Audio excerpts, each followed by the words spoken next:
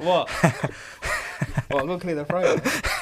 Can't be like going in there straight away. Like. Recital. He was acting like he was about to start a rendition or something, bro.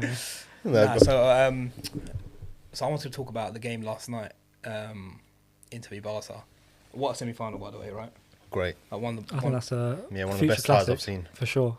You think it'll go down as one of the greatest ever? I can't think of any where you've had both legs where the Welsh just been sick. Yeah. Like I think both semi-finals were sick.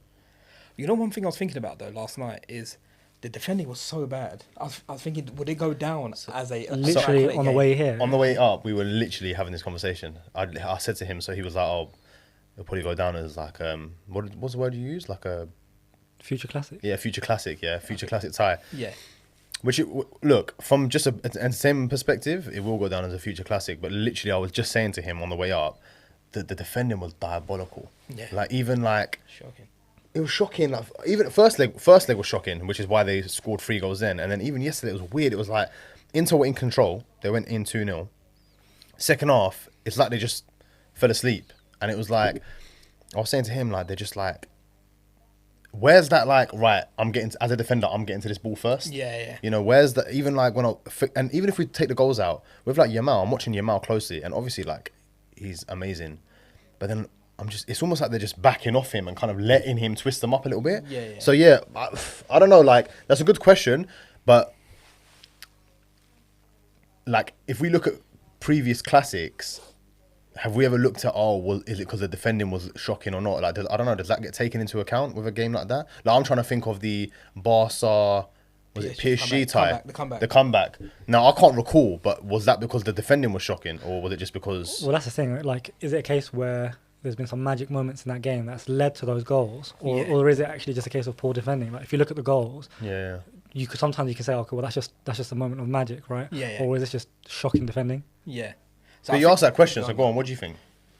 I think, you know what, we were talking about it yesterday as well in the groups, and I was like, you know, everyone was like, iconic game. The guys were saying it, and I was thinking, yeah, because of the goals and like the amount of action there was. Mm. But I think just because of defending, I don't think it would be. You don't think it'll go down as a classic? No, but like if you go to if you were to go on like UEFA website or wherever, the Bayern Munich and Barca game, the one where Bayern destroyed them, 7 goals. I don't think it's a future classic in the sense of like maybe perhaps the quality of the game, but as a neutral, you don't really see like nowadays games are so tight that you don't really get scores of like 3-3, 4-3, right? Yeah. So from a neutral perspective, I just think like. So what was it? So was it 4-3 in yesterday's game? Yeah. So what is it? 7-6 on aggregate. Yeah. Like when was the last time you had a score? Bro, as a neutral, it was just a sick game to watch. You know what I mean? I'm trying to think. Like to answer that question, I'm just trying to think. Do you think that if Inter win it, right? Will that have a bearing on whether it goes down as a classic or not? Because then it will be remembered that if Inter don't win it, then it might just get forgotten about, right? As just there was that tie between Barca and Inter in the semis that was a bit crazy. But then if Inter go and win it, it becomes part of their winning story. So then does it potentially? I think the narratives on both sides are actually quite sick because you're on one hand of the tie, you've got a team like Inter who've beaten Arsenal, they've beaten top teams, and if they were to go on to win it, you can say, look, they've gone ahead and beaten all these big teams. Then on the other side, you've got an Arsenal team who's beaten Real Madrid and had been really good away from home as well. PSV, massive scoreline, and I think if we overturn this result today, I think. So he's acting like Arsenal are going to go through, bro. He's already written the story for him. Thing is, when I watched that game, admittedly, I was fuming. But now watching it over again, I think like you got a chance. There is a chance. I think we had a very good opportunity to come back into that game. Granted, they had good opportunities as well. Yeah. But considering it's only one goal, I definitely think you've got a chance. 100%. Like obviously, the Chelsea fan in me is hoping that you go out. But no, I swear, I've said it before. Like the closer you get to the final, it's just like I'd rather. Yeah, I was bored of Madrid. I was bored of Madrid winning Champions Leagues, but just for the sake of Arsenal not getting closer to that trophy, I wanted you lot out in the last round. Yeah. So even for this round, even now, it's probably more not even wishful thinking. I think PSG are going to go through, but I don't know how much. Like my heart is ruling my head there, where I'm just like, I actually think, like I said to you before, I think that if we got Barcelona in the final, I think that would have been a much trickier game because you got Rafinha, you got Lamine Yamal, players that have the ability to pull off a magic moment. Yeah. Whereas like Inter, because it's a very like systemized team, I think you're more able to kind of contain that. See, I see it the other way, where I'm like, Barcelona give you so many opportunities to score. Arsenal probably take advantage of that, and they're not going to be as they won't be as bad defensively as like Inter were last night. So I'm actually the opposite. When people, when I asked you yesterday, who do you want to win, and you were like, I was like, no, oh, do you want Inter to win?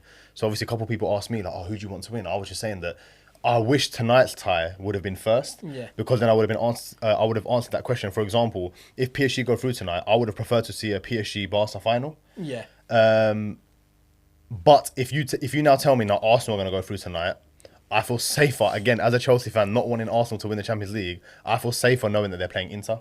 Whereas if Barca had gone through, I would have been more worried. Do you still say that, considering what you've watched yesterday, where we've kind of said like there weren't magic moment goals, it was just a case of poor defending? Do you not think like Arsenal could trouble a team like that who have the the ability to kind of make mistakes at the back? Take advantage of it. You mean as in Arsenal taking advantage of Inter? Yeah, 100%. Because you've got to remember, as like robust as Inter can be at times, right?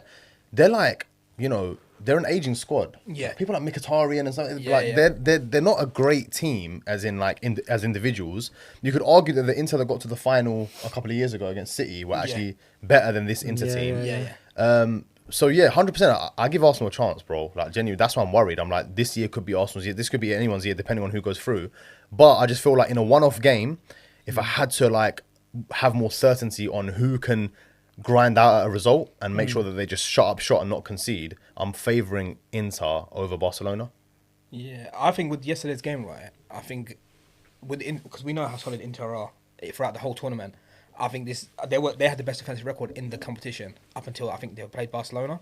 Yeah, I think I'm not sure if they still have it. So you think yesterday was a bit of the two ties were a bit of an anomaly? So I think what happened is, because they've got such an experienced squad, I think they went up against that Barca full of youngsters. No Lewandowski. I thought they took it a bit easy, you know what, we got it in their bag already. I think it was sort of one of those ones, and then expect how good Yamal to be, how good Pedri dictated it from the middle. Also, they've not lost a game. Barca at the back. They've got so many. They've not lost a game in such a long time as well. Barcelona. So for them to come, I'm talking about even in the return leg. So it just shows how good of a team they are, and collectively as a unit. And in Barca's defense as well, they were missing some key players as well. Yeah, like Lewandowski came on. Lewandowski came on at the end. He would have you'd think that if some of the chances that they had last night fell to him, he would have maybe buried a few of them as well. Definitely. They were missing Koundé as well, who's a big miss, and even their even the keeper. Their other I mean, Szczesny came out of retirement. And who's the other fullback that they were missing? Balde. Yeah, that's big misses, but. Yeah, I don't know. That's a good question. Yeah, that's just how it goes. I mean, look at Arsenal. I mean, we haven't got a striker. You got Gabriel Magalhaes is out. Yeah. So injuries is just a part of it. You just got to keep it moving. Well, he's saying full names thank you, Ty, innit? That's ASAP. That's Ty, right? Got to come with a full pronunciation.